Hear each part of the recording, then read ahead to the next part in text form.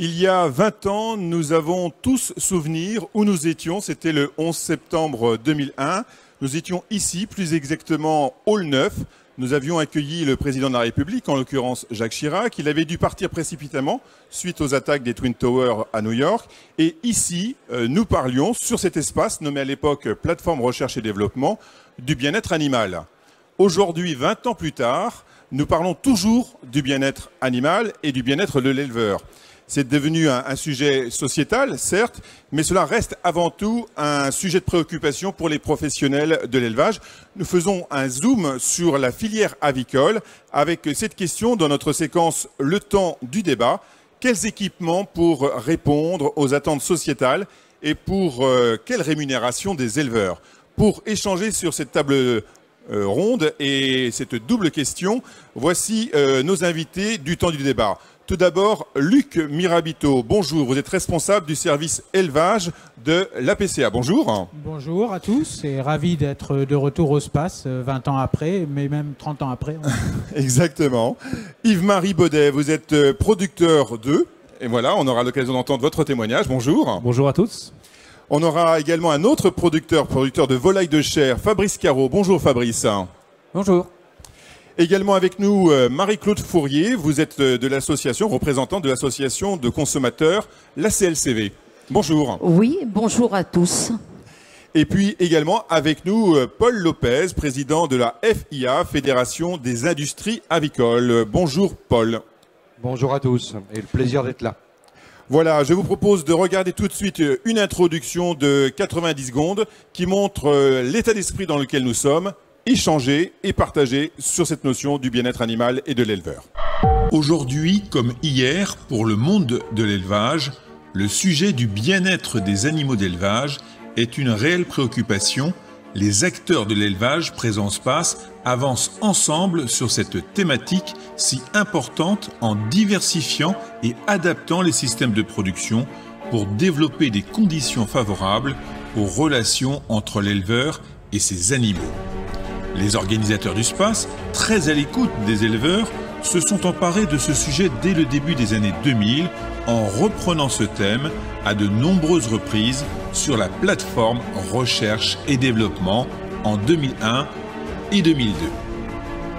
Mais quand nous évoquons le bien-être des animaux, les perceptions se bousculent. Les anthropomorphistes se mettent à la place des animaux. D'autres ne conçoivent l'élevage qu'en liberté totale, faisant fi des aléas climatiques et des prédateurs. Et les cartésiens, quant à eux, pensent qu'il suffit de maîtriser les paramètres d'ambiance et de satisfaire aux besoins élémentaires d'abreuvement et d'alimentation pour répondre au bien-être des animaux. Il était donc important de s'accorder sur une définition du bien-être des animaux. En 2018, l'ANSES a proposé une définition du bien-être animal comme étant un état mental positif individuel lié à la satisfaction de besoins physiologiques et comportementaux. Plus tôt, en 1979, le Farm Welfare Animal Council a quant à lui défini les 5 libertés de l'animal. Est-ce satisfaisant ? Peut-être pas, car qu'en est-il du bien-être des éleveurs dans ce contexte d'injonctions parfois contradictoires ? En 2019, le Conseil économique et social a reprécisé un point très important. Il ne saurait y avoir de bien-être des animaux de production sans des conditions de vie et de travail satisfaisantes pour les êtres humains en charge de leur élevage, transport et abattage. C'est dans cet esprit de bien-être partagé par l'éleveur et ses animaux que le SPACE et les chambres d'agriculture de Bretagne ont construit l'Espace pour demain 2021 sur ces 3 jours. Alors suite à cette introduction, Luc Mirabito, je me tourne vers vous. Vous êtes donc représentant et responsable du service élevage de la PCA. Vous avez eu également des expériences dans les instituts d'élevage. Plus précisément, vous pouvez nous donner un peu votre parcours, notamment sur la partie bien-être. Vous disiez il y a 20 ans, Oui. On était ici en 2021. Il y a 30 2001, ans. il y a... En 2001, oui. Oui, voilà. Il y a 30 ans, on commençait à parler de bien-être animal et à l'époque, on pensait que ça serait quelque chose, un sujet assez rapide à traiter. 30 ans après, on est encore ici pour parler de bien-être animal et c'est toujours un sujet d'actualité. Oui. Alors mon parcours, en fait j'ai travaillé pendant une quinzaine d'années dans la volaille sur le bien-être animal et pendant une douzaine d'années à l'Institut de l'élevage sur le bien-être animal aussi. Et puis aujourd'hui au service d'élevage de l'APCA. On va dire, quel constat vous faites aujourd'hui dans chacune des productions en matière de bien-être, donc volaille de chair et pondeuse, sachant que selon les types de production, la réglementation et les attentes sociétales ne sont sans doute pas vécues pareil, ou pareillement en tout cas par les éleveurs. Alors je laisserai sans doute les professionnels faire le constat. Moi ce que je voulais souligner quand même, c'est que la volaille est un excellent... Enfin la volaille... les volailles, parce qu'il y a plusieurs espèces, mais notamment les deux espèces principales qui sont représentées aujourd'hui, les pondeuses et les poulets de chair, c'est un excellent exemple de ce qui s'est passé et de tout le raisonnement qu'on a eu en matière de bien-être depuis une trentaine d'années, à savoir à la fois des approches qui sont très normatives, comme par exemple chez les poules pondeuses où on a voulu valoriser en fait des modes d'élevage un peu plus ouverts et un peu moins contraignants pour les animaux. Et puis ce qui s'est passé pour les volailles de chair, où on est parti plutôt sur des objectifs de résultats, compte tenu du fait que le mode d'élevage était divers dès le départ. Et ce que je voulais souligner aussi, c'est que la volaille est aussi un bon exemple, parce que c'est un exemple où on a mêlé de la réglementation et des démarches professionnelles, parce que les professionnels n'ont pas attendu les directives pour faire de l'élevage plein air ou pour faire des modes d'élevage plus... Donc on a à la fois ces deux aspects qui sont bien représentés dans ces filières. Et en même temps, la réglementation, elle a souvent été aussi un élément à la fois qui a poussé les éleveurs à faire bouger les choses dans leurs bâtiments, mais aussi à prendre un certain nombre de risques, notamment en termes d'investissement, pour notamment...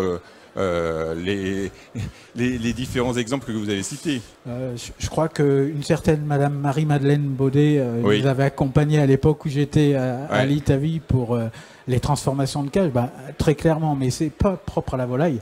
C'est que la thématique du bien-être est quand même extrêmement structurante pour les filières, puisqu'elle a induit des modifications majeures. Quand vous dites structurant, ça veut dire que ça a fait évoluer notamment les équipements, le matériel, les bâtiments. C'est tous les bâtiments qui ont été rénovés pour les pondeuses. Et demain, vous parlerez de Porsche, je crois. Il y a eu aussi des modifications majeures. Donc on a vraiment une thématique qui a vraiment structuré les modes d'élevage qu'on connaît aujourd'hui pour ces deux productions, avec des investissements qui ont été supportés par les professionnels, par les éleveurs. Et vous imaginez, je pense que Yves-Marie nous donnera... Voire essentiellement par les... C'est ce que vous voulez dire, quelque part, essentiellement par les producteurs? Ah oui. Oui. Je pense qu'il pourra en parler. Donc, on va lui donner la parole, Yves-Marie. Yves-Marie Baudet, vous êtes donc producteur sur la commune de Landéen, donc dans les Côtes-d'Armor. Vous avez donc des productions poules en cage, aménagées, plein air et bio, sur deux sites distincts. C'est comme ça que vous illustrez aujourd'hui le bien-être animal tel que vous le concevez, tel que vous le pensez aujourd'hui? Ou c'est quelque chose qui s'impose à vous, quelque part? Donc moi, je me suis installé il y a presque 30 ans, aujourd'hui, uniquement en production poules en cage. J'illustre ma réponse par ça.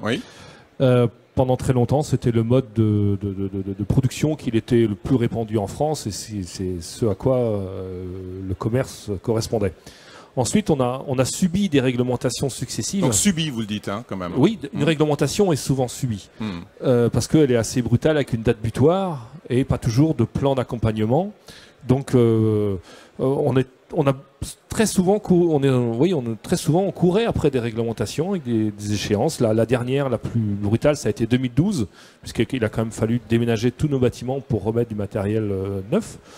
Donc de nouveaux bâtiments, avec quel type par exemple notamment sur les cages aménagées. Cages aménagées, plus d'espace pour les animaux, donc dans chacune des cases également. Oui, voilà, il y avait des aménages, plus de place pour chaque animal, il y avait des perchoirs, il y avait des nids, il y avait plein de choses qui se sont ajoutées. Et depuis 2012, en fait, c'est plus la demande du consommateur, ou même pas la demande du consommateur, la demande du citoyen qui a évolué et qui a fait évoluer le marché. Avec des consommateurs qui se sont beaucoup plus tournés vers des productions dites alternatives. Donc alternative, c'est du bio, c'est du plein air, et c'est de l'œuf issu de poules élevées au sol. Et c'est d'ailleurs pour ces raisons-là que vous avez suivi ce chemin-là. Voilà, on sait aussi s'adapter au marché, quand on le peut, quand financièrement on le peut aussi, parce qu'on a on a des pressions financières qui sont telles que les investissements de 2012 étant à peine digérés ou à peine amortis, qu'il a déjà fallu remettre quelques centaines de milliers d'euros pour se réadapter à un marché qui évolue beaucoup plus vite que le temps de remboursement d'un élevage. C'est là la complexité de la chose. Donc, et à chaque fois qu'on refait un petit peu d'aménagement en termes de bien-être, c'est plus très souvent de pénibilité pour l'éleveur, c'est plus de pression financière sur les éleveurs pour un prix de vente qui n'est pas toujours présent, parce que le citoyen ne mesure pas toujours ses paroles dans son acte de consommateur. Et la grande distribution, qui est le metteur en marché de ces consommateurs, là aussi, chez eux, c'est un sport national de ne pas reconnaître, de demander, mais de ne pas reconnaître dans les négociations le travail réalisé par les éleveurs. Fabrice Caro, est-ce que quelque part dans votre domaine de production, donc vous êtes producteur de volailles de chair, quelque part ce qu'évoque Yves-Marie Bedès, quelque part vous y retrouvez avec les nuances à apporter par rapport à votre production? Il y a pas mal de points où on peut, des idées que je partage, notamment la phrase où il dit s'adapter au marché. Nous, c'est pas s'adapter au marché en volaille de chair. En fait, c'est un droit à produire. C'est ce que nos partenaires nous disent.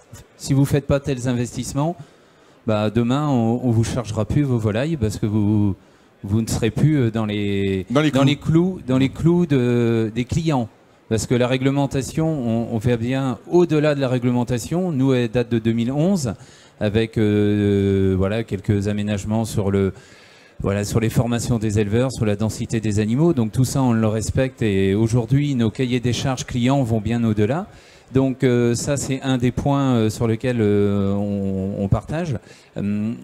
Un autre point, juste par rapport à ce qu'a dit Luc Mirabito, et je pense que c'est juste par rapport aux personnes qui nous écoutent, lorsque le plein air, j'ai entendu plein air et j'ai entendu bien-être et un peu mieux pour les animaux. Aujourd'hui, dans notre filière volaille de chair, c'est pas parce que nos animaux vont aller dehors qu'ils vont se sentir mieux. Ça, faut le dire tout de suite.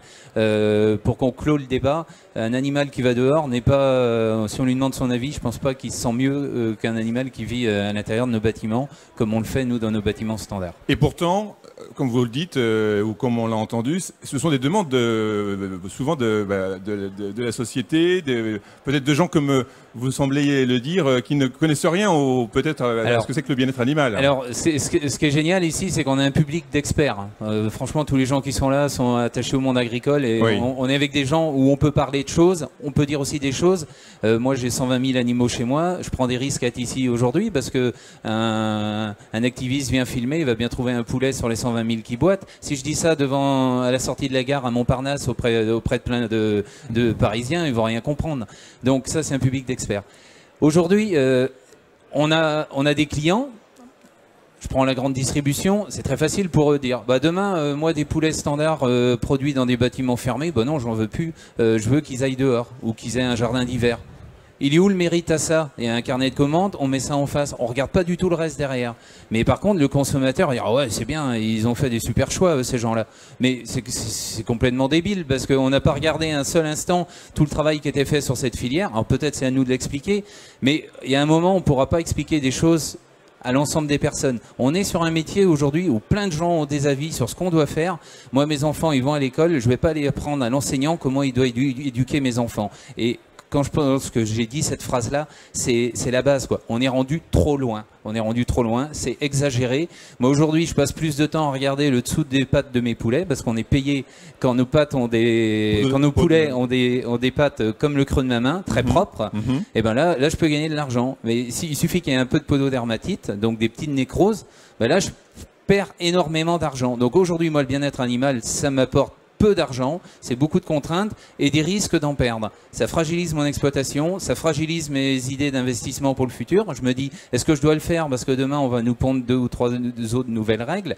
Donc voilà, c'est beaucoup d'incertitudes. Le consommateur derrière, il a bon dos, mais le consommateur, en fait, et j'arrête après, qu'est-ce qu'il veut le consommateur? La première question, on nous parle des attentes sociétales, il veut du produit français. Ça, on sait le faire. On fait du produit standard à pas cher, de qualité sanitaire, à un prix intéressant. Et ça, on doit pouvoir le fournir au marché français. Et on est en train de se couper de ça pour aller faire, entre guillemets, du cinéma? Alors, justement, on a une représentante du monde des consommateurs. J'entendais tout à l'heure Yves-Marie qui disait des citoyens. On fait la différence à la CLCV entre consommateurs et citoyens? Oui, enfin, on est tous des consommateurs, hein, d'une façon comme d'une autre. Hein, tous citoyens et consommateurs. Pas spécialement d'alimentation, de notre quotidien d'une façon générale. Bon, alors effectivement, je partage tout à fait votre point de vue sur le consommateur. Le consommateur est, je dirais, dirigé beaucoup par les lobbies. Donc ça, on en est très très conscient, entre autres dans notre association, CLCV. Donc on est très conscient que c'est les lobbies qui imposent au consommateur sa façon de faire et sa façon d'être au quotidien, de manger au quotidien et d'avoir des règles que malheureusement toutes ces personnes, je pense à la grande distribution en particulier, s'en mettent plein les poches sur le dos des éleveurs et sur le dos des consommateurs également. Donc on en est très très conscient. Et alors quelle est votre action? Qu'est-ce que vous faites par rapport à ce constat au sein de la CLCV? Alors par rapport à ce constat, nous on informe les consommateurs d'une façon logique, en disant entre autres ce que font en l'occurrence les éleveurs pour le mieux-être au point de vue santé par l'alimentation, entre autres, voilà. Et justement, on informe que l'éleveur, quelquefois, n'est pas payé à sa juste rémunération. Et c'est pas parce qu'il y a des éleveurs et le monde agricole qui est là que je le dis. Absolument pas. On le fait régulièrement. On fait des réunions d'information où on parle entre autres du gaspillage alimentaire et la façon de bien manger. On est d'accord, quand on interroge les citoyens, tous disent oui, on le sait, les éleveurs ne sont pas suffisamment payés à leur juste valeur, comme on l'a vu pendant le confinement à propos des personnels de santé ou d'autres métiers qui ne sont pas suffisamment valorisés. Et puis à côté, quand on est dans l'acte d'achat, on n'a pas obligatoirement la même vision, la même approche, et on oublie peut-être cet aspect-là des choses, on oublie un peu notre vision de ce qu'est le bien-être et ce que cela implique, hein, le bien-être animal, et on regarde ensuite le prix, tout simplement. Oui, alors effectivement, à l'heure actuelle, on a vraiment deux sortes de consommateurs. On a les consommateurs qui font très attention à leur santé, à ce qu'ils mangent, enfin bon, etc. Et qui ont peut-être un petit peu plus de moyens également. Et puis, toujours aussi peut-être par distinction. Il y a aussi ça, je dirais, voilà. Et puis, il y a à côté la personne qui a peu les moyens et qui regarde effectivement à acheter, sachant que la volaille, pour le moment, est ce qui est le plus consommé au point de vue viande, proprement dit. Donc, en 30 ans, ça a augmenté dans des proportions considérables, 25 à 28 kilos par an et par habitant. Mais bien souvent, les consommateurs vont vers de la volaille un petit peu plus, je dirais, bas de gamme. Hein, malheureusement, poule en cage, etc. Mais toujours en suivant la réglementation, toujours en suivant les règles. Hein. Oui, tout à fait. Hein. Mais davantage, ça se vendra davantage parce que effectivement, la personne qui a 1 000 € pour faire son mois, elle n'ira pas acheter un poulet bio à la MAP du coin, par exemple. Ça se fait beaucoup à l'heure actuelle, ou à la ferme, où il y a des lots, par exemple. Alors dans les lots, après, il faut voir, il y a du bien, il y a du moins bien, il y a, voilà, entre autres. On voit ça assez couramment.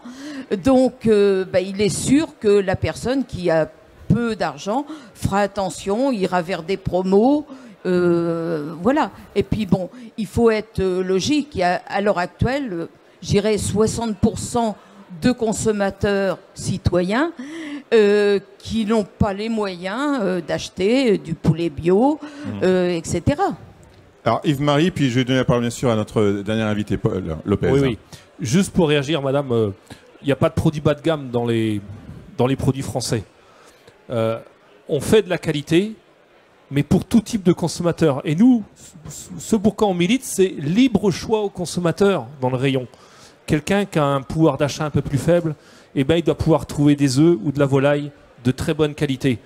Après, si c'est une production dite standard, eh bien, on travaille, nous, pour la bientraitance de nos animaux, pour qu'ils soient heureux, pour qu'ils produisent. Et ils ont tout ce qu'il faut pour produire ce type d'œuf dit standard. Et on le fait, et vous inquiétez pas, vous retrouverez la même qualité dans votre produit, dans votre nourriture, que l'œuf soit standard, qu'il soit issu d'une poule plein air. C'est simplement un standard que vous recherchez sur des conditions de vie de l'animal. Autrement, le produit final est le même. Mais Yves-Marie, est-ce qu'on peut élever ce standard avec de nouvelles normes, de nouvelles réglementations pour faire en sorte, justement, c'est ce qu'on essaye de faire depuis des années. Il n'y a pas de problème. Le standard, on peut le relever. Tout a un prix. Tout a un prix. Le citoyen veut, eh ben, il faut que la grande distribution accepte d'acheter au juste prix, bien sûr, aux producteurs. Mais la grande distribution nous dit aussi, mais c'est mon consommateur moi, qui n'a pas les moyens de mettre plus. Donc, moi, je me méfie entre une entrée de grande surface où le consommateur, où le citoyen parle, et à la sortie de la grande surface où c'est le consommateur qui a acheté. Je me méfie beaucoup de ça, mais il n'y a pas de problème. Nous, on pourra faire des standards, on pourra encore aller plus haut si on veut, et si on nous rémunère suffisamment. Alors Paul Lopez, quelque part vous êtes interrogé également puisque vous êtes le représentant des industries avicoles. Donc est-ce que vous, à votre niveau, par rapport à ce que vous avez entendu, quelles actions vous pouvez mener pour faire en sorte qu'on ait une meilleure rémunération des éleveurs, par exemple? Vous y êtes sensible, j'imagine. D'abord, on est tous dans la même filière. Oui. Donc on est tous dans le même bateau. Tous dans le même bateau. Et il n'y a pas d'ambiguïté là-dessus. Après, il y aura toujours une discussion entre un acheteur et un vendeur, que ce soit avec un éleveur, que ce soit avec un autre maillon de la filière, que ce soit avec un distributeur ou la restauration. C'est évident. Maintenant, si je prends... Il y a beaucoup de propos qui ont été tenus que je partage et les informations qui ont été données. Si je prends un peu de recul, d'abord, l'Europe, l'Union européenne, c'est le seul bloc mondial où il y a une réglementation sur le bien-être animal, par exemple en poulet de chair. Il n'y en a pas ailleurs. Par contre, l'Europe importe 25% des filets de poulet qu'elle consomme. Et il n'y a aucune règle sur tout ce qui se passe dans l'élevage qui est imposée aux importations pays tiers. Et c'est là qu'on se retrouve dans une ambiguïté. Avec une distorsion de concurrence. Avec une distorsion de concurrence économique, alors parce que les contenus et les règles ne sont pas les mêmes. Et ce que nous demandons déjà comme premier point, et tous les maillons, nous, industrie avicole, mais tous les maillons de la filière au sein de l'interprofession en vol, pour la filière chair, tout ce que nous demandons, c'est d'abord et avant tout l'information du consommateur sur l'origine. C'est que pour le moins... Alors, c'est obligatoire aujourd'hui dans la distribution, dans les barquettes que l'on achète. C'est pas obligatoire au restaurant, c'est pas obligatoire à la cantine, c'est pas obligatoire dans les hôpitaux. Et hors domicile, ce qu'on appelle le hors domicile. Toutes les formes de restauration hors domicile. On a au sein de l'interprofession Volaille Chair la semaine passée poussé un coup de gueule pour dire que ça fait 4 ministres qui nous l'annoncent. Doit-on attendre le 5e, puisqu'à chaque fois c'est je vais le faire tout de suite, et à chaque fois, c'est on doit attendre un peu. On a un ministre qui ne devrait pas tarder à arriver, donc on pourra peut-être lui poser la question. Il n'y a pas de problème, et on est là pour l'échange. Mais nous sommes dans cette situation-là. Ça, c'est le premier volet. Le deuxième volet, c'est qu'en France, on a l'offre la plus diversifiée qui existe au niveau des choix pour le consommateur. Même trop d'offres, peut-être? Alors, trop d'offres, diront certains, qui nuit à la compétitivité économique. Oui, c'est clair. Mais... nous avons cette chance de pouvoir offrir différents modes d'élevage, parce que ce n'est pas la qualité intrinsèque du produit qui est en jeu, c'est la perception que le consommateur a du mode d'élevage, et il faut que cette information existe, et il faut que le consommateur européen puisse avoir accès à plus de choix. En France, c'est déjà le cas. Dans beaucoup d'autres pays, ce n'est pas le cas. Et ce que l'on observe comme différenciation entre certains pays, Pays-Bas par exemple, le font par la loi, c'est-à-dire ils disent le standard va être pour les grands magasins, les autres, on ne se pose pas la question, va être notablement relevé, et les consommateurs n'auront pas le choix. Nous ne pouvons pas, dans bon nombre d'autres pays européens, nous ne pouvons pas être d'accord sur cette vision et dire le consommateur doit avoir le choix. Et quand le citoyen s'exprime et que le consommateur a un comportement différent, et Madame a raison, c'est bien le même, nous sommes devant une ambiguïté. Et il faut, avec cette information au consommateur, alors trop d'informations tue l'information, mais il faut trouver les moyens d'avoir une information peut-être sur ce qu'on appelle en français le développement durable, qui prenne en compte tous les aspects et pas simplement que l'aspect émotionnel qui est lié au mode d'élevage.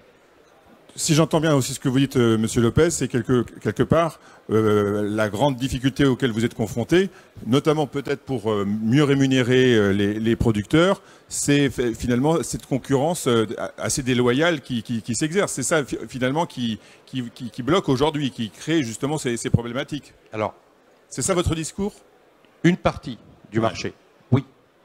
Lorsque après on arrive sur les produits frais, ils sont très en rayon, en grande surface, ils sont très majoritairement d'origine française. Et quand ce n'est pas d'origine française, ils sont d'origine européenne, où normalement tout le monde devrait suivre les règles. Je dis bien normalement, c'est pas toujours le cas, et ça fait partie des problématiques que l'on a. C'est qu'à certains moments, nous n'avons pas suffisamment de compétitivité parce que les règles ne s'appliquent pas de la même manière à l'intérieur de l'Europe. Monsieur Mirabito, quand vous entendez cela, c'est un discours qui se comprend, qui s'accepte, et vis-à-vis justement du monde de l'élevage, qui a toujours le sentiment, et je pense que c'est plus qu'un sentiment, c'est une réalité, de ne pas être payé à sa juste valeur souvent. Est-ce que vous comprenez la logique de Monsieur Lopez? Ah ben, je pense oui, puisqu'en fait, je partage quand même le point de vue que l'Europe, on a la chance de vivre dans un espace démocratique, mais aussi un espace où les conditions de vie des animaux dans les élevages sont sans doute parmi les meilleures au monde. Et ça fait des années, je pense, qu'on travaille sur le plan scientifique et technique. Moi, je me positionnais un peu plus sur cet aspect-là, à promouvoir les standards européens via l'OIE, via l'ISO, donc via les systèmes on va dire de régulation internationale. Et on le voit, enfin moi pour avoir participé à ces groupes-là, on voit très bien l'avance et on voit très bien les copies. Après, on n'a pas les mêmes cultures, les mêmes philosophies, donc les choses peuvent différer. Mais là-dessus, je pense qu'on a tous un travail à faire de promotion de nos standards. C'est même presque de la guerre économique, promouvoir les standards. Après, ce que j'ai apprécié dans le propos de Paul Lopez, et je pense que c'est un point important, c'est qu'il ne faut pas croire qu'en se mettant derrière un bunker, on va régler les problèmes, parce qu'un bunker, ça a toujours une porte. Donc je pense qu'il y a vraiment une vision positive à avoir de ce qu'on fait et à promouvoir le positif de ce qu'on fait et toutes les valeurs qu'on porte dans notre alimentation. Parce que les différentiels de coûts de salariat, des coûts de foncier et autres, la déforestation, ces choses-là, on pourra toujours mettre des barrières, mais on ne va pas y arriver. Il y a un moment, il faut qu'on fasse des choix politiques de modèles alimentaires et on promeut nos modèles au niveau européen. Après, au niveau européen, il faut aussi un peu mieux harmoniser la réglementation, parce qu'il y en a qui profitent un petit peu. Fabrice, si vous souhaitiez également apporter votre commentaire. Oui, il y a plein de choses que je partage également. Après, bon, voilà, le marché mondial, il existe et forcément, il veut beaucoup venir sur notre territoire européen. C'est là qu'il y a le pouvoir d'achat. Après, au niveau de l'Europe, je suis un pro-européen, mais aujourd'hui, elle fonctionne mal et on a l'impression qu'elle fonctionne de moins en moins bien parce que des choses évidentes, le coût social en France, il est un des plus hauts et c'est un modèle qu'on a souhaité, une sécurité sociale, une garantie, une garantie de soins, des écoles gratuites et tout un tas de choses. Donc tout ça, ça se paye. Et aujourd'hui, nous, quand on veut vendre nos produits, on est trop cher et on nous compare à des pays européens.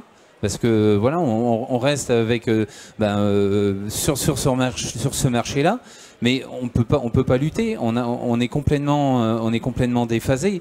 Donc ça c'est un scandale permanent.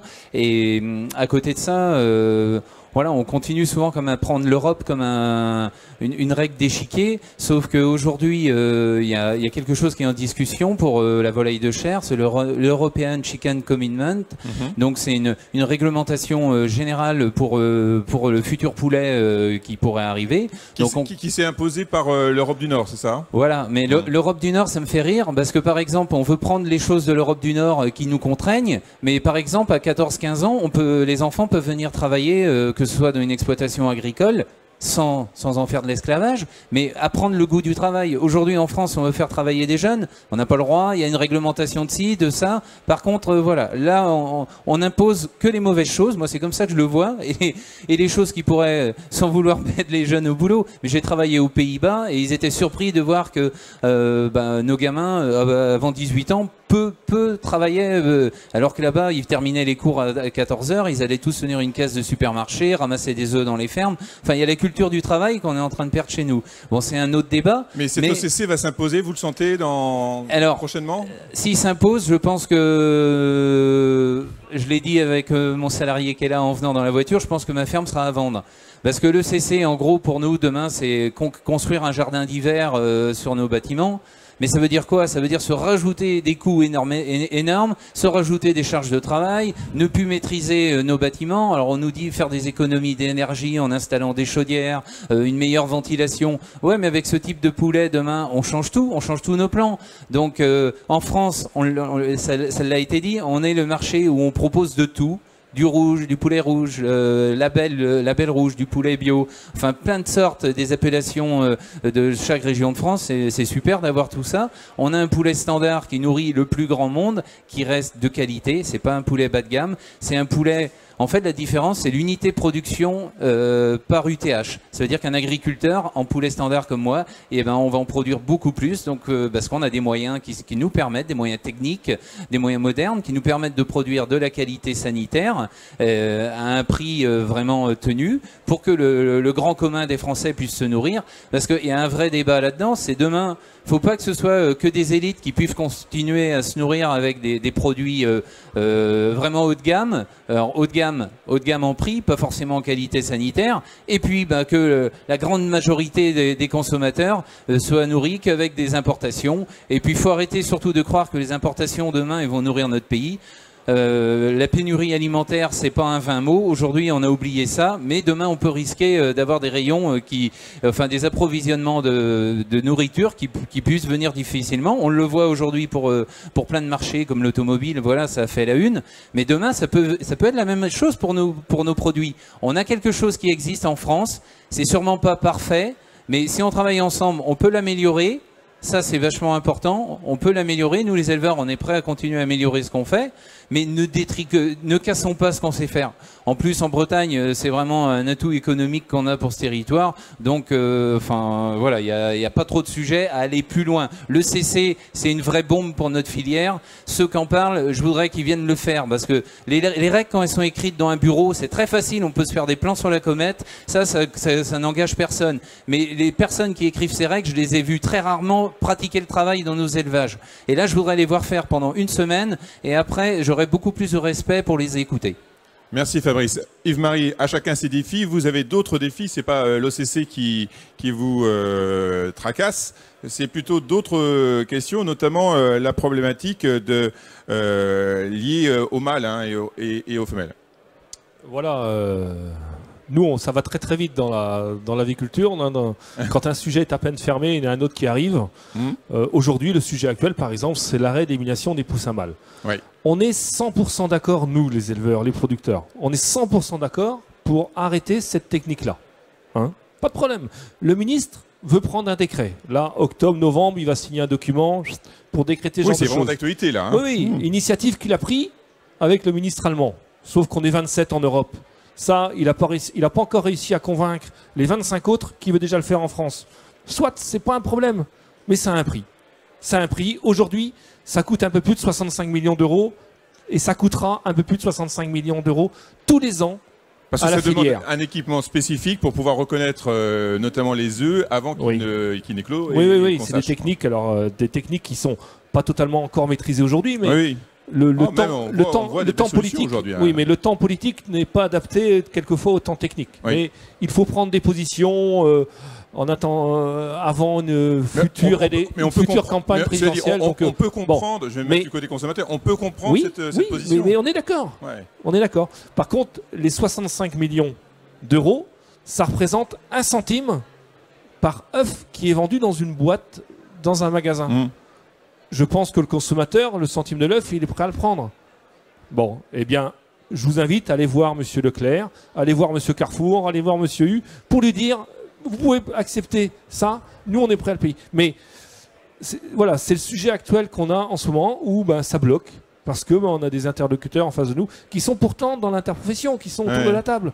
Mais bon, voilà. Alors, juste avant d'entendre M. Lopez, Madame Fourier, vous travaillez justement en système de co-construction avec les systèmes d'élevage de poulets et conciliant également prix et attentes sociétales. Donc, c'est une action qui s'appelle Cocorico. Oui. Oui, effectivement. Et donc, cette action-là, est-ce qu'on peut la retrouver à travers les problématiques auxquelles sont confrontés, justement, liées au sexage, liées également à l'arrivée comme une bombe, comme l'explique Fabrice, sur son exploitation? Oui, alors effectivement, on comprend très bien que c'est des coûts supplémentaires à tout point de vue. Cette opération, on la partage totalement, hein, on y croit beaucoup à cette opération. On comprend aussi qu'il y a des coûts supplémentaires et il faudrait peut-être que tout le monde mette la main à la poche, c'est-à-dire pas seulement les éleveurs, je pense. Et ni seulement que les consommateurs. Et pas que les consommateurs. Parce que bien souvent, tout retombe sur le consommateur, malgré tout. Hein. Donc je pense qu'il y a des filières. Je pense à la grande distribution, aux centrales d'achat en particulier. D'ailleurs, on a mis un petit peu notre nez là-dedans récemment, où il y a déjà quelques retombées par rapport à leur marge arrière, je dirais. On n'a pas le droit de le dire, mais ça existe. Voilà, on en est très conscient et on est très très actif vis-à-vis des filières de grande distribution, de façon. Et nous, on croit vraiment que les éleveurs, d'une façon générale, doivent être rémunérés comme enfin, faut qu'ils vivent de leur travail. Oui, mais on est tous d'accord là-dessus. On a tous, encore une fois, pendant le confinement, frappé et applaudi les infirmières. Et puis après, on a commencé à oublier cette situation lorsqu'il y a eu un autre confinement et des obligations de la part de l'État. Donc, est-ce que finalement, on ne se retrouve pas dans des situations où, encore une fois, comme vous l'évoquiez, il y a le consommateur citoyen et puis le consommateur client, quoi, quelque part, hein. Oui, de toute façon, c'est toujours le cas.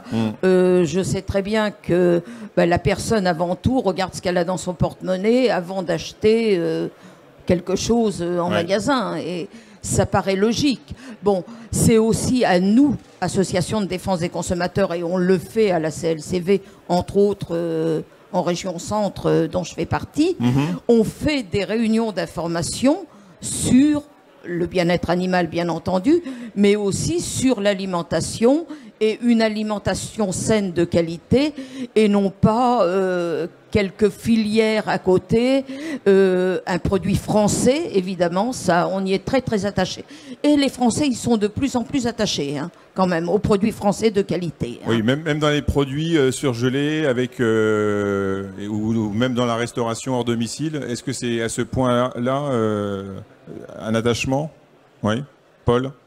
Oui. Et puis vous pouvez peut-être apporter des réponses par rapport au questionnement là, de nos éleveurs là, par rapport à ces grandes questions pour ne pas être seul à payer l'addition.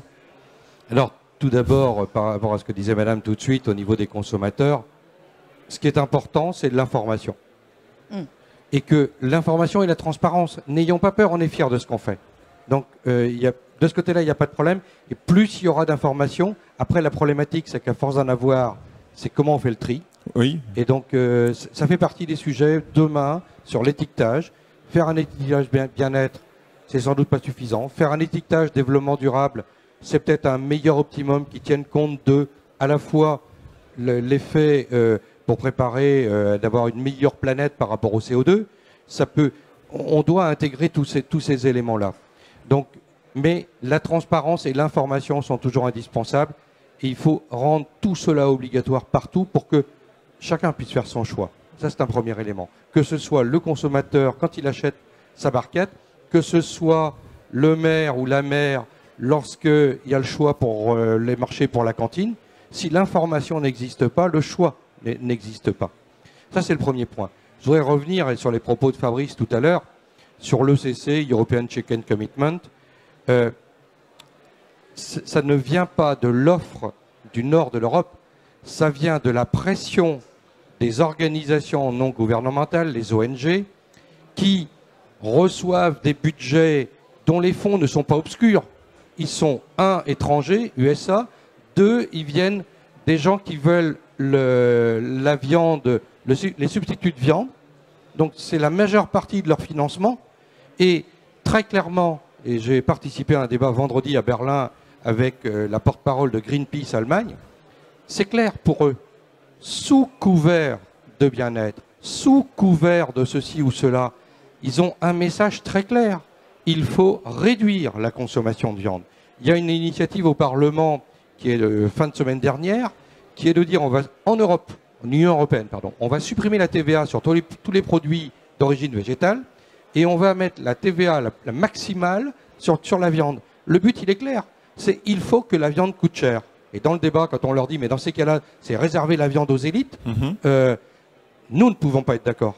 Mais ces gens-là vous disent très clairement, oui, parce que ce n'est pas sur le débat des élites, oui, parce que c'est un moyen de réduire la consommation de viande. Maintenant, il faut juste comparer les choses. Un consommateur nord-américain consomme 50% de viande de plus qu'un consommateur européen, toute viande confondue. Un consommateur nord-américain consomme exactement 2 fois plus de volaille qu'un consommateur européen. Donc, avant qu'on vienne nous faire la leçon en Europe sur comment il faut faire, il faudrait quand même que certains balayent devant leur porte, plutôt que d'être payés par un certain nombre d'ONG internationales, financées notamment en Amérique du Nord et pas que, et avec des intérêts commerciaux pour détruire le marché de la viande. Et soyons clairs, ayons le courage de dire les choses telles qu'elles sont. Les chiffres existent, les éléments sont clairs. Alors, est-ce que vous avez des réactions, Luc? Vous validez également le propos de Paul par rapport à ces inquiétudes, ces lobbies qui viennent de l'extérieur et qui ont pour objet essentiellement quelque part de nous contraindre et nous amener à faire évoluer notre marché finalement français. Les lobbies, il y en aura toujours. Hein. Ça, il faut pas. Madame est un lobby. Hein. Madame est un lobby. On ne dirait pas, mais c'est un lobby puissant. Hein. Elle intervient dans plein d'actions et notamment au Parlement. Voilà, je pense que les lobbies aussi, ils ont de la place quand certaines fois on se refuse à finalement poser les questions politiques au bon sens du terme. Et Paul Lopez a souligné un point, moi, que je partage. Alors, votre petit film se terminait par le fait qu'il fallait travailler sur le bien-être de l'éleveur comme le bien-être des animaux. Les deux éléments sont à prendre en ligne de compte ensemble. Alors, nous, on a toujours considéré qu'il y avait un partenariat entre l'éleveur et ses animaux, donc oui. on est dans cette démarche. Mais au-delà de la démarche de partenariat, au-delà de ce qu'on appelle maintenant le One Welfare, je pense qu'il y a une vraie réflexion à avoir sur un choix de modèle alimentaire, sur un choix, alors on en avait parlé à une époque, l'UNESCO, ainsi de suite, mais on aura moins de place, pour moi, il y aura moins de place pour les lobbies si on accepte à un moment donné d'avoir une vraie réflexion, de ne pas être dans des décrets, des arrêtés et autres, des directives. Yves-Marie disait tout à l'heure, j'ai subi la directive pondeuse. Alors, ça peut choquer, mais oui, il l'a subi parce qu'en fait, la directive pondeuse, au début, il n'y avait plus de cages. Le lendemain, ils ont remis les cages et comme ils ne savaient pas comment faire, ils ont été chercher les résultats d'une expérimentation pour donner des normes sur les cages. Dans ce cas-là, on ne fait que subir. Oui. Parce qu'on est dans l'urgence, parce qu'on n'est pas dans la réflexion prospective. Alors que peut-être on aurait été dans la réflexion politique et prospective à l'époque. On aurait peut-être dit, il n'y a plus de cages parce qu'en Europe, on n'en veut plus. Point barre. Et puis on aurait mis en place les systèmes et les aides pour accompagner les gens, mais on n'aurait pas fait un coup double où on fait 2012, on change, et 2025, on va encore changer. Donc je pense qu'il y a une vraie question politique qui se pose, et il faut qu'on choisisse notre modèle. Et l'autre point qui est important, c'est que la consommation de viande, alors il y a beaucoup de débats, il faut la réduire, ceci, cela, mais il faut voir le système à une échelle plus macro, parce que les animaux... Au niveau mondial, oui. Pas que mondial, mais les animaux, ils participent à une circularité, en fait. Ils sont fertilisateurs, ils sont intégrés dans une dimension. Alors, un peu moins pour les volailles, parce qu'on est sur des animaux qui sont plus en système. Mais en ce qui me concerne, moi, j'avais travaillé sur les volailles comme aide à la lutte contre les ravageurs dans les vergers. Donc, ils font aussi partie de l'écosystème. Les ruminants, c'est très clair, ils sont souvent critiqués, mais les ruminants, ils font partie d'un cycle. Et donc, il y a cette notion de durabilité, il y a cette notion de prise en compte de l'homme et de l'animal, l'homme aussi bien en tant que citoyen qu'en tant qu'éleveur. Et puis, il y a le repositionnement de ce modèle alimentaire dans un contexte agro-pétro-climatique où il y a plein de régions dans le monde où, sans les animaux, c'est simple, il n'y a plus d'hommes parce qu'on ne peut plus manger. Donc il y a vraiment une dimension à prendre en compte, il y a vraiment une dimension holistique à avoir des choses. Et ça, c'est compliqué, c'est pas forcément, ça rentre pas forcément en résonance avec le timing politique qui est de dire je veux ceci, je veux cela, je veux tout de suite. Mais il y a une vraie question de société qui est éthique, qui est politique, qui est scientifique, qui est technique, qui est professionnelle et qu'il faut mettre sur la table si on veut arriver à faire avancer le débat autrement que par des lobbies qui défendent des intérêts économiques. Est-ce que ça passe également par des diagnostics que vous mettez en place, par exemple, Eben, qui permet justement d'avoir une bonne compréhension du niveau bien-être chez les éleveurs, par exemple? Alors, c'est une question qui va au-delà, parce qu'en fait, les outils de diagnostic, que ce soit Eben, que ce soit Welfare Quality, que ce soit Boviwell chez les bovins, BIP, tout à fait. Chez les porcins, c'est des outils qui vont aider à objectiver, qui vont aider à piloter. Mais comme l'a dit Fabrice tout à l'heure, le pilotage c'est compliqué. Hein. Oui. Quand on n'a pas la recette et quand on est face à des pathologies ou des problèmes qui sont multifactoriels, c'est pas toujours évident de trouver les solutions par l'opération du Saint-Esprit. Mais c'est important d'avoir des thermomètres pour mesurer ce qui se passe. Au moins une base, hein, un socle sur lequel on puisse se reposer pour dire au moins là, sur ce plan-là, je suis correct. Ça permet d'objectiver, voilà. Et ça permet de fixer des marges de progrès, de fixer, puis quelque part de valider aussi le travail qu'on fait. Après, je pense qu'il faut bien, et c'est bien tout le débat qu'on a depuis 40 ans maintenant, même plus, 50 ans, c'est qu'il y a deux dimensions dans la question du bien-être. Il y a une dimension, enfin, il y a trois dimensions. Il y a la dimension objectivée par rapport aux besoins physiologiques et comportementaux des animaux. Il y a une dimension qu'on méconnaît mais qui fait partie aussi du questionnement scientifique et technique, c'est la promotion des états émotionnels positifs. Et puis il y a une troisième dimension qui est une dimension éthique. Et c'est pour ça que je dis que la question est très politique. Il faut prendre en compte ces trois dimensions si on veut aborder le problème. Et pas se limiter aux seules dimensions. Mais c'est un enjeu politique et général. Alors, Fabrice, juste avant de vous redonner la parole, on va regarder dans le public si vous avez des questions à poser aux uns, aux autres. Voilà. Est-ce qu'il y a des personnes qui souhaitent poser des questions? Voilà. Bonjour, vous vous présentez, puis bonjour. Bonjour, je suis Madame Alvaro, je suis constructeur de matériel d'abattage. On intervient avec la filière avicole, mais sur un public qui n'a pas été évoqué là. C'est le petit et moyen aviculteur qui va élever, produire et abattre aussi ses volailles. Et cette filière-là, je pense, rencontre depuis quelque temps de grosses difficultés par rapport au bien-être animal, parce que c'est des éleveurs qui aiment leurs animaux, qui les élèvent, qui les connaissent bien, et ils se retrouvent contraints aux mêmes normes européennes que les industriels qui ont pris la parole. Donc on imagine la pression déjà sur les industriels, mais on n'imagine même pas ce que subissent les petits moyens, qui ont exactement les mêmes normes et les mêmes contraintes, et par exemple au moment de la mise à mort, qui ont des animaux qui ne réagissent pas de la même façon que des animaux standards, qui donc sont plus petits, qui sont moins de plein air, qui sont abattus plus tôt. Et donc, on leur met une pression énorme au niveau des contrôles sanitaires qui sont équivalents dans les normes européennes à ceux des industriels et qui, du coup, se retrouvent des fois avec des menaces de fermeture, alors que dans l'ensemble et dans une vision plus globale, le bien-être animal est autant, voire peut-être plus respecté que sur du standard. Donc je voulais juste évoquer cette question et représenter un petit peu les petits moyens. Les petits, les moyens, parce que vous êtes des très grands. Fabrice, voilà. Vous êtes un très grand. Ouais. Vous êtes un industriel. Ouais, non, voilà, je suis un industriel. Je suis une ferme-usine, comme c'est dit vulgairement. On travaille, mais on est doué parce que à deux, on fait tourner une ferme-usine. Donc je mérite des applaudissements quand même. On va vous applaudir, hein, voilà. C'est gentil, c'est pas souvent.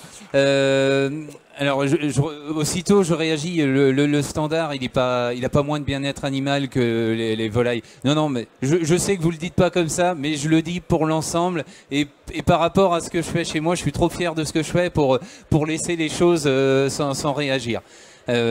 Après, un animal, c'est un animal, qu'il soit produit en standard ou qu'il soit produit de manière industrielle, il a une mise à mort et moins l'humain a de contact lors de la mise à mort. Moi, c'est mon point de vue d'éleveur, parce qu'il y a eu trop de scandales où nous, même éleveurs, on est choqués parce qu'on se donne du mal à élever des animaux et quand on voyait certaines choses, vraies ou fausses, hein, parce qu'il y a eu les images tronquées, ça existe. Et du coup, voilà, cet aspect-là. Après, je comprends et à chaque fois qu'on standardise ou qu'on on met de l'Europe dans nos règles françaises, et ben les filières courtes comme vous faites, et ben vous êtes toujours les premiers exposés. Et je trouve ça dramatique. Et c'est le problème des règles européennes. Parce qu'ils s'en contrefichent de ce qu'on fait. Ou à la rigueur, on pourrait croire que parfois, ils veulent continuer à détruire ce qu'on fait, nos particularités françaises.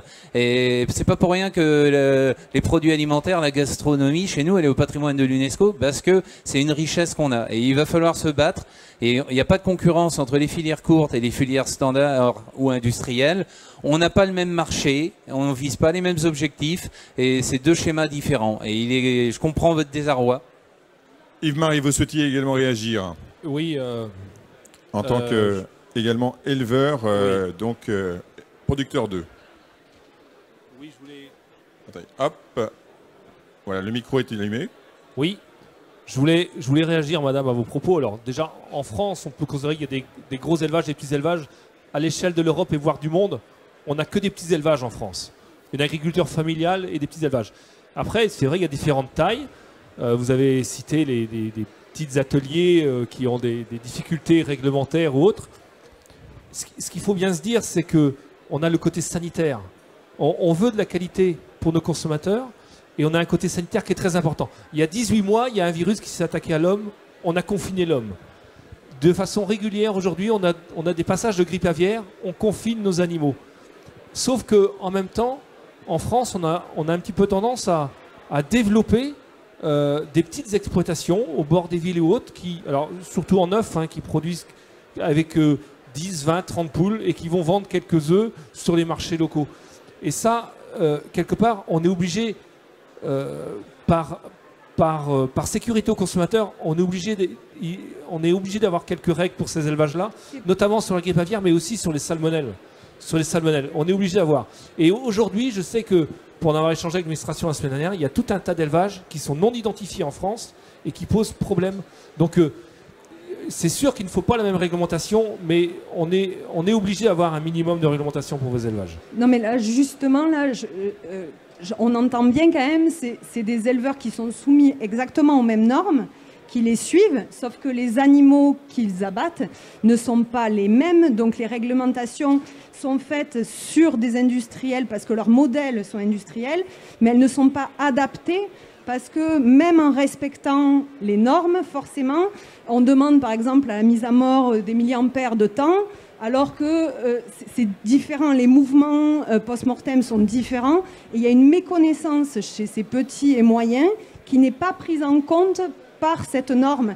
Et c'est juste ça que je revendique, ces deux métiers différents qui se rejoignent, et je pense que le bien-être animal et le sanitaire est respecté aussi dans les 90%, voire plus, des petits et moyens. Sauf qu'effectivement, ils ont encore en plus la difficulté par rapport à vous que les normes ne sont pas faites par rapport à eux et donc ils ne peuvent même pas des fois l'appliquer parce qu'on leur demande des choses qui ne sont pas cohérentes par rapport aux animaux qu'ils produisent. Voilà, c'était juste là-dessus que je voulais Alors, pas Paul Lopez souhaitait également peut-être apporter des commentaires par rapport à votre réaction, madame. J'ai 3 réactions. La première, on est très clair au niveau de la Fédération des industries avicoles. On n'est pas du tout contre les circuits courts. C'est un autre segment de marché. C'est une autre réponse à des consommateurs. Il n'y a aucune ambiguïté là-dessus. Ça, c'est le premier point. Le deuxième point, Yves-Marie l'a soulevé, il y a l'aspect sanitaire. Mais vous ne l'avez pas évoqué. C'est une règle qui s'impose à tous par rapport à la sécurité et la santé du consommateur. Et ensuite, vous avez évoqué un point technique particulier qui est la mise à mort. Eh bien, je peux vous dire qu'il y a plus d'entreprises dites industrielles de fermer en France pour cette raison que d'éleveurs particuliers, madame. Très bien, merci pour ces précisions. On va rentrer maintenant peut-être dans la phase de conclusion. Est-ce que vous avez d'autres questions au niveau du public à poser à nos différents intervenants? Allez-y, hein, la parole est libre. Si vous avez soit des commentaires, soit des remarques ou des questions que vous vous posez. Non? C'est bon? Eh bien, on va conclure. On va demander aux uns et aux autres d'apporter un petit peu votre... on va dire votre message par rapport donc à la question qu'on se posait à l'origine. Donc cette question, c'est quels équipements pour répondre aux attentes sociétales et pour quelle rémunération des éleveurs? Fabrice Caro, vous êtes donc producteur volaille de chair. Qu'est-ce que vous avez envie de répondre à cette question très rapidement, en synthèse? Précisément, je ne vais pas apporter de réponse parce que y a une réglementation et nos contrats de gré à gré avec les entreprises font qu'on va bien au-delà déjà de la réglementation et ça, il faut le construire demain avec les éleveurs. Il faut que l'éleveur soit la pièce centrale des futurs éléments qu'il y aura sur le sujet du bien-être. Moi, j'ai 40 ans. J'ai repris la ferme de mes parents. Ça a été un combat sur le sujet environnemental. On a eu 15 ans où on s'est battu parce qu'il y avait un vrai travail à faire sur l'environnement, les nitrates, ça faisait la une. Mais voilà, je pense qu'on a réussi aujourd'hui à prouver qu'on pouvait garder une agriculture dite productive et tout en maîtrisant l'environnement qui va autour. Et ce combat-là, on l'a gagné, mais ben voilà, quand on chasse quelque chose, ça revient très vite derrière. Et c'est le combat aujourd'hui avec les associations. C'est pas le combat pour le bien-être animal, parce que ça, c'est notre c'est notre bien quotidien. On y est tous les jours. Notre combat face à différentes associations, il est perdu d'avance parce qu'ils ont un écho médiatique, ils ont le showbiz qui s'en mêle. Enfin voilà, il y a toute la tarte à la crème qui y va bien. Le folklore que vous dites, hein. Ouais, le folklore, enfin voilà, tous ces gens qui m'énervent et que j'utilise pas les réseaux sociaux parce que sinon je pense que je dormirai pas des soirs, je serai toujours en train de réagir à la bêtise humaine et aux gens qui s'expriment sur les sujets qu'ils ne connaissent pas. Donc voilà, moi si demain je devais écrire une règle pour le bien-être animal pour mes poulets, mon poulet il se vendrait pas parce qu'il serait beaucoup trop cher. Voilà, j'aurais des choix de production qui seraient complètement différents de ce que la mise en marché le permet. Donc aujourd'hui, on est dans une filière avec des partenaires, des industriels, les distributeurs. Je ne suis pas en guerre contre la grande distribution parce qu'ils vendent nos produits. Et vous travaillez même avec une grande marque de burgers américains. On va pas la citer obligatoirement. Elle n'est pas présente avec nous. Mais ça pose pas de problème. Leur cahier des charges, vous travaillez avec eux, avec leur cahier des charges et ça fonctionne. Alors, peut-être curieusement pour certains, mais dans le monde d'experts que nous sommes, on commence à savoir que cette grande marque américaine est plutôt très basique dans son organisation. Il y a pas 40 échelons, donc ça va très vite. Et entre eux, ce qu'ils souhaitent demain pour les conditions de vie des produits qu'ils vendent, et ce que nous on peut faire, il y a un vrai échange. On écrit ensemble les règles d'élevage. Ça peut être quoi, par exemple, en 2 mots? C'était les premiers à demander la mise en place d'un éclairage naturel. Donc, quand ils nous ont proposé ça, on a dit oui, c'est faisable. Par contre, ça coûtera plus cher. Et ils se sont engagés financièrement. Ils nous ont pas dit, ça sera un droit à produire. Si tu le fais pas, on va pas te charger. Ils nous ont dit, ok, ceux qui vont le faire seront payés plus cher. Ça, c'est intelligent et c'est quelque chose qu'il faut dupliquer. D'accord. Et donc, voilà, c'est un partenaire aujourd'hui qui a des défauts, bien sûr, comme les autres. Il faut discuter et pas se laisser faire. Mais on a cette chance-là. Moi, aujourd'hui, ce que je vois quand même sur le dossier bien-être animal, avec la tournure que ça prend, il y a des projets, il y a des jeunes qui ont des projets, des moins jeunes aussi. Des projets d'installation. Des projets d'installation, de reprise, de transformation, de construction de bâtiments.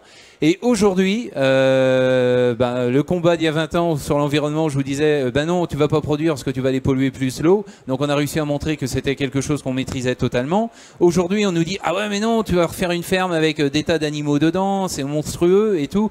Donc en fait, le bien-être animal aujourd'hui, c'est vrai, c'est en partie dû à ces ONG que citait Paul Lopez, mais aujourd'hui, ça nous empêche de produire. Donc, tous les voyants étaient ouverts, le marché, il est là, on sait faire, on a une consommation en France à reconquérir, un poulet sur 2 consommé en France vient de l'étranger, 90% dans tout ce qui est restauration hors domicile, boulangerie, pâtisserie, un sujet qu'on parle pas, le boule-pâte. C'est la conclusion. Oui, d'accord, je termine. Donc, du coup, aujourd'hui, ça nous empêche de produire. Donc, si on veut garder une production alimentaire digne de ce nom en France, avec du poulet standard de qualité, arrêtons d'écouter ces extrémistes. Bon, d'accord, c'est dit. Yves-Marie, est-ce que vous pouvez conclure de manière un peu plus synthétique en disant, comme mon collègue, je suis d'accord avec lui pour essayer d'aller plus vite. Non, mon collègue est très performant dans ses propos et très pertinent. Donc, moi, je voudrais simplement. Ses propos, en tout cas. Je voudrais simplement resituer une partie du débat. On a parlé beaucoup de bien-être animal, bien-être de l'éleveur. Ah, mais c'est le thème. Ça, on n'en a pas parlé énormément ou pas assez. J'estime qu'on n'en a pas parlé assez. Derrière ça, il y a des hommes et des femmes qui se lèvent tous les matins. Et 7 jours par semaine, pas 5, 7 jours par semaine, ils se lèvent pour aller prendre soin de leurs animaux, d'assurer une bien-traitance pour ces animaux. Nous, on ne sait pas dire ce qu'est le bien-être. Par contre, la bien-traitance des animaux, on sait le faire. On le fait tous les jours. Donc, des hommes et des femmes qui bossent tous les jours et qui assurent l'autonomie alimentaire de notre pays avec une alimentation française. Donc, attention à ne pas avoir trop de considération que de gens qui ont le ventre plein. Parce que si on a les yeux plus grands que le ventre, on pourrait très bien être dépendant de d'autres pays demain dans notre alimentation. Et là où les standards ou les cahiers des charges, on ne les maîtrisera pas. C'est tout. Donc, on a besoin de renouveler notre parc agriculteur. Donc, mais que ce soit avec des jeunes qui s'installent, mais c'est aussi des salariés. Parce qu'on a un métier qui est très très intéressant et des conditions de travail qui sont très très intéressantes, avec des horaires, des salaires qui collent très bien à ce que peut demander aujourd'hui un citoyen. Donc c'est une filière, malgré tout ce qu'on a pu dire, qui a de l'avenir, qui en aura pour s'installer et pour venir travailler. Grâce notamment à l'appui de Luc, par exemple. Non, en termes de conclusion, grâce au travail que vous pouvez mener au niveau de l'Assemblée des chambres. Je pense que nos 2 représentants professionnels connaissent les travaux qui sont conduits dans les chambres, les instituts techniques ou les instituts scientifiques. J'ai vu qu'il y avait l'INRA aussi. Bien sûr. Mais simplement parce que vous demandiez un mot de conclusion, ce à quoi je pensais, c'est... Vous êtes déjà peut-être allé à la Grotte Chauvet ou à Lascaux. Si vous avez vu les reproductions, c'est absolument fantastique. Et il y a 40 000 ans, les hommes dessinaient des animaux sur les grottes. Ce que ça m'évoque et ce que je voudrais jeter en pâture en conclusion, c'est simplement que les hommes et les animaux sont condamnés à vivre ensemble et cette question-là, c'est une question qui est éternelle et auquel on doit répondre parce qu'on est condamné à vivre ensemble dans le même monde. Et ce monde-là, il faut aussi un peu le préserver quand même. Très bien, merci Luc de nous avoir projeté dans d'autres temps. Avant de conclure, on va conclure dans quelques minutes avec vous, Madame Fourier. Juste quelques mots, Monsieur Lopez, pour conclure également. Alors, moi, je vais essayer d'être très positif pour notre futur. Pour 2050, la Commission européenne a fixé le Green Deal, le pacte vert. Mais à l'intérieur de ce pacte vert, elle veut aller beaucoup plus vite pour l'agriculture, qui est 2030. 2030, c'est tout de suite au rythme de nos investissements, de nos amortissements et des cycles de reproduction des animaux, c'est très très court. 2030, ils veulent réduire de manière notable l'impact des productions animales et changer le mode d'agriculture. À l'intérieur de ça, au niveau, donc j'ai dit tout à l'heure que j'étais dans un débat vendredi dernier à Berlin, et ça va sortir cet après-midi. Il y a donc la plupart des entreprises européennes de volailles se sont réunies à Berlin les trois derniers jours et ont signé ce que l'on appelle la déclaration de Berlin, Berlin Declaration. Et cette déclaration est un engagement des entreprises européennes pour le début d'année prochaine, parce que le temps pousse, à avoir une approche globale, durable, pour la production de volailles chères. Et le durable intègre le bien-être animal, intègre les impacts économiques et intègre l'impact également planète et protection de la planète pour le très long terme.